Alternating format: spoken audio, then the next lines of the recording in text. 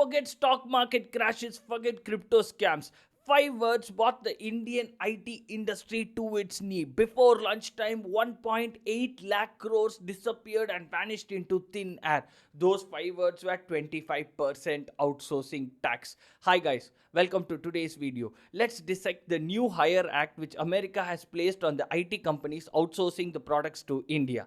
This new act, called as the Hire Act, tells that if you outsource your work from America, you will have to pay an additional tax of 25%.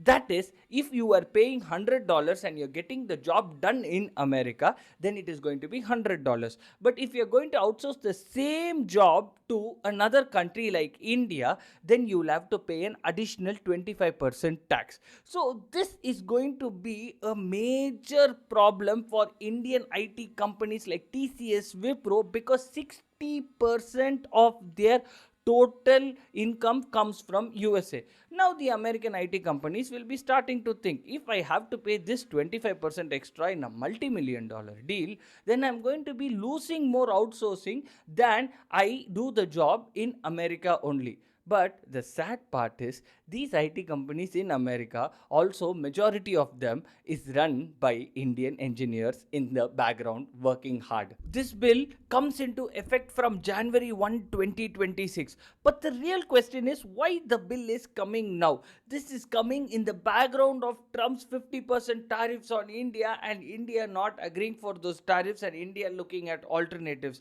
Also, Indian IT companies form the backbone of majority of America's IT works because majority of the works are being outsourced to here.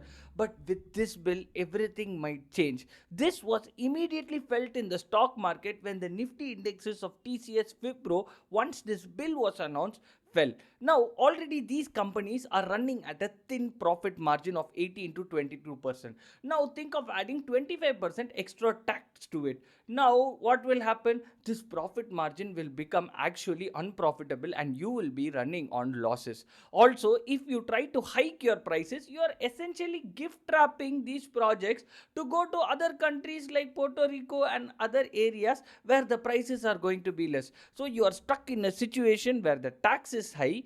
You can also not increase your price to overcome this tax problem because of the competitors who are present in other countries. So this is going to be a real problem for India's IT industry because 60% of our income in the IT sector comes from jobs which are outsourced from USA to India. So this is like a game of chess going on. See, the thing is, initially they had put a restriction on H1B visas, because of which what happened, it was becoming increasingly difficult for IT professionals to go into USA. That is the main reason why many of the jobs got outsourced to other countries like India. Now they are putting a ban on this outsourcing only. Now what will happen? Now they will want to bring all the people who are present in other countries and who are doing their job to USA. But this H1B visa is restricted. This is a classic example of heads you win, tails you lose situation, where you bring a solution to a problem and then create a problem by yourself for the solution you searched for. We can see history repeating itself here. Similar tariffs were put in 1970s which caused closure of majority of the Mumbai mills. Now the history is repeating if this act passes. Mind you, this act has still not yet passed, but if it passes, then what can the Indian IT companies do? There are some scenarios. The first scenario is the IT companies can open their separate offices in USA.